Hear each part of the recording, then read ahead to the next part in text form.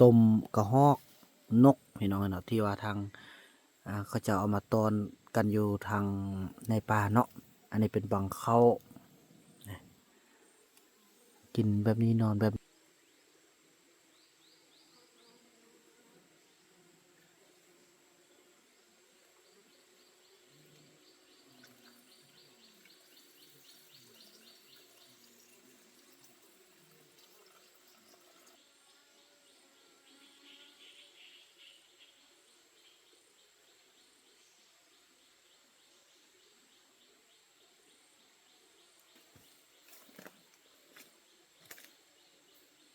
ใส่เนาะสิบ่มีสิ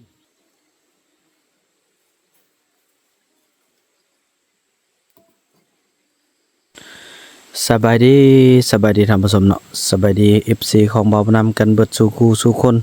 บ่ว่าสิอยู่ภายในหรือว่าอยู่ต่างประเทศกัน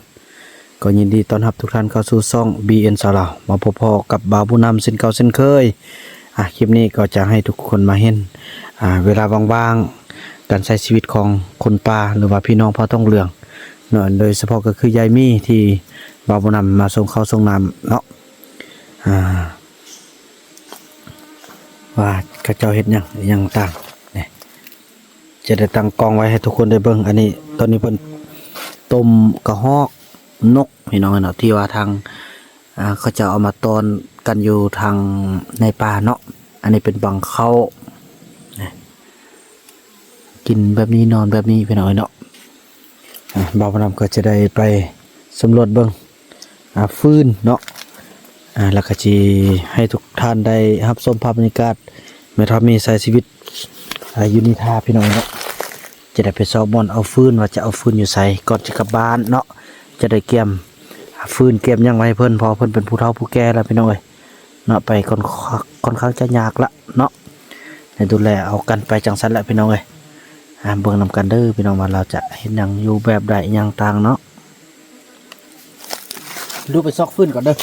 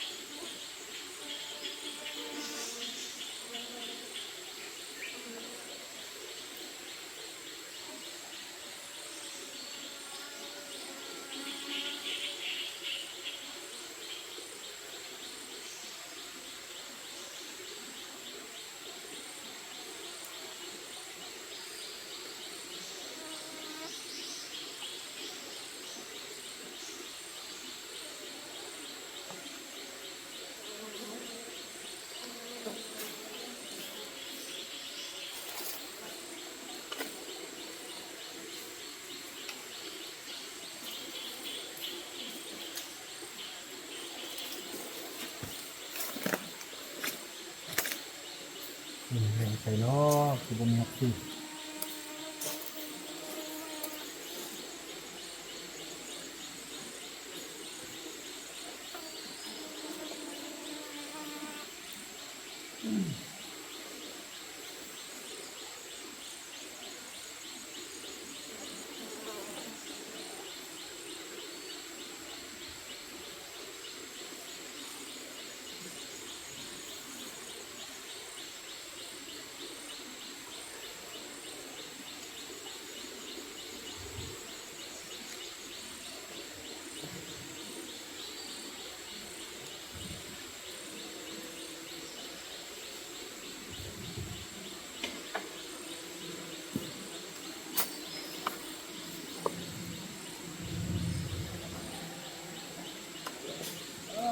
ชอบใส่ก็มี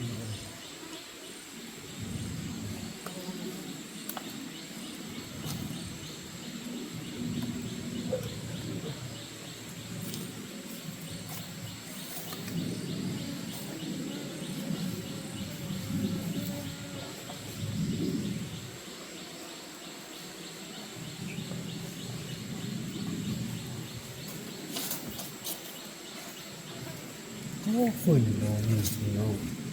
ตึกแถวได้จะเอาฝุ่นใส่มาเปียกหมดนะพี่น้องฝนตกเมื่อคืนนี่ตกแท้ตกว่า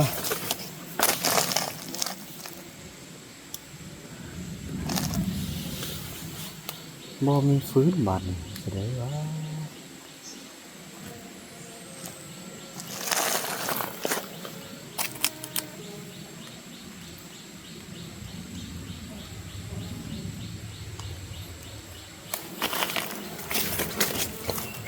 โอ้เอาดอกเข้มละที่แสดงบ่มีฟืนเหรอฟืนอยู่ใส่มีฟืนลูกที่ซองให้หรือซอกใส่ก็บ่มีฟืนใช่พากันซอกนั่นได้มาอยู่นั่นได้นี่ซอกฟืนมาไว้ให้เราก็บ่มีพี่น้อย